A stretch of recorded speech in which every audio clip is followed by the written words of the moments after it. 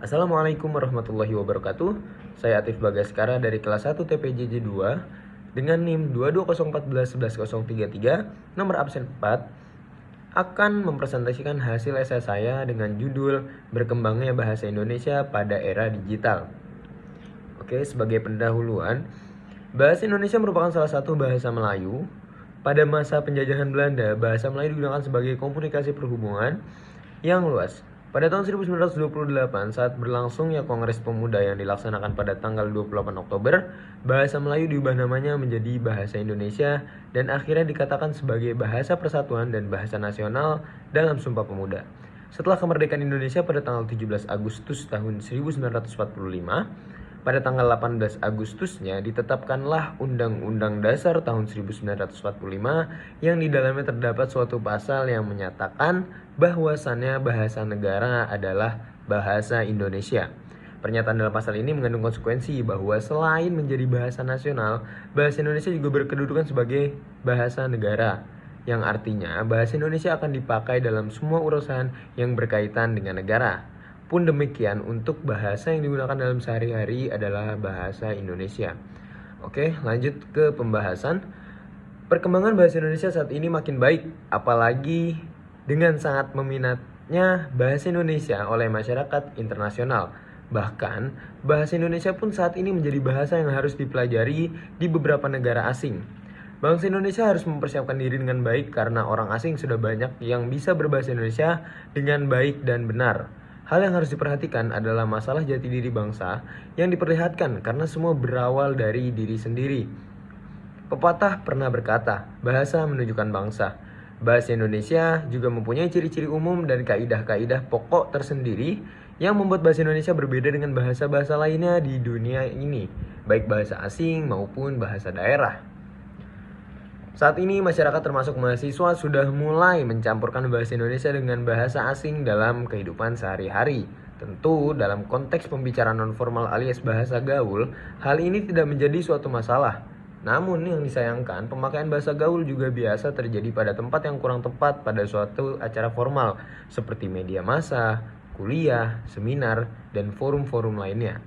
Secara kasar, bangsa Indonesia kurang bangga atau kurang peduli dengan bahasa dan budayanya yang sudah dimiliki diri sendiri. Karena memakai bahasa dan budaya asing dirasa lebih baik dan dapat diterima di lingkungannya, di pergaulannya, dan di pertemanannya. Inilah realitas yang sering terjadi dan kita temui yang dapat menjadi penilaian tersendiri bagaimana eksistensi bahasa Indonesia di dalam negeri yang merupakan rumahnya sendiri.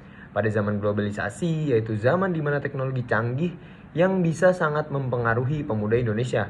Pada zaman inilah pemuda Indonesia berlomba untuk menampilkan kemampuannya kepada teman-teman, bahkan dunia, bahwa dirinya gaul, bahwa dirinya dapat mengikuti perkembangan zaman. Maka dari itu timbul kelakuan yang kurang baik seperti gaya berpakaian yang kurang sopan dan bahasa yang sudah sangat berubah, tidak sesuai dengan Kamus Besar Bahasa Indonesia. Bahasa yang dahulu sudah baik adanya dari dulu sampai sekarang jauh menyimpang dari bahasa yang sebenarnya atau aslinya. Bahkan muncul kata-kata kurang baik yang menyebabkan pemuda kita malu berbahasa yang benar. Yaitu jika tidak menggunakan bahasa gaul, kita akan dikatakan seperti orang kampungan. Ini merupakan salah satu penyebab pemuda pada zaman sekarang menggunakan bahasa gaul. Padahal menggunakan bahasa Indonesia yang baik dan benar akan memperlihatkan kepada seluruh dunia bahwa kita menjunjung tinggi bangsa Indonesia, yaitu berbahasa Indonesia. Bagaimana kita bisa dikatakan mengabdi kepada bangsa Indonesia jika menggunakan bahasa yang tidak benar, dikarenakan lebih memilih bahasa yang lebih gaul.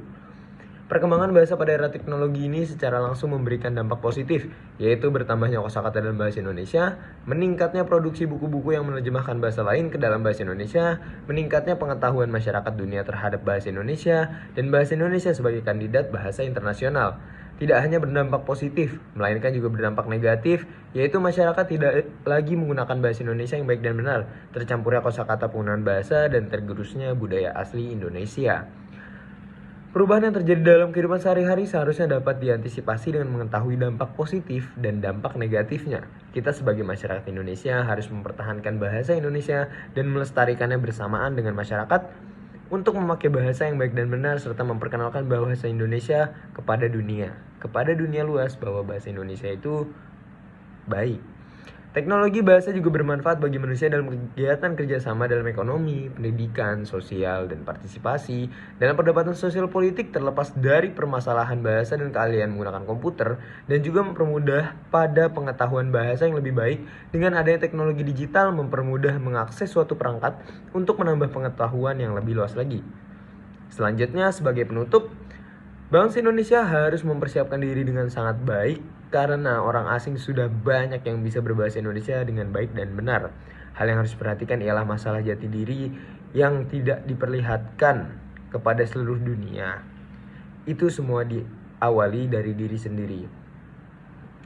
Bahasa Indonesia juga mempunyai ciri-ciri umum dan kaidah-kaidah pokok tersendiri yang membedakannya dengan bahasa-bahasa lainnya di dunia ini, baik bahasa asing maupun bahasa daerah.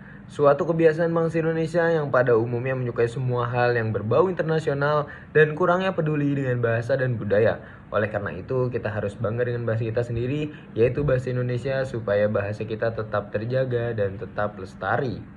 Sebagai kesimpulan, saya Atif Bagaskara dari kelas 1 TPJJ 2 mengucapkan terima kasih atas perhatiannya telah menonton video ini. Pesan saya setelah membaca esai saya ini, marilah kita bangga berbahasa Indonesia dan kurangi untuk terus-terusan menggunakan bahasa asing demi mengikuti perkembangan zaman, demi mengikuti kegaulan, demi mengikuti pertemanan dan semacamnya. Oke, berbanggalah berbahasa Indonesia. Sekian dari saya. Terima kasih. Wassalamualaikum warahmatullahi wabarakatuh.